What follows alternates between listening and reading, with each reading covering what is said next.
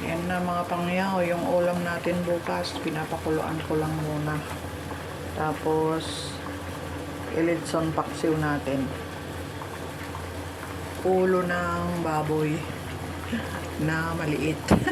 Piglet.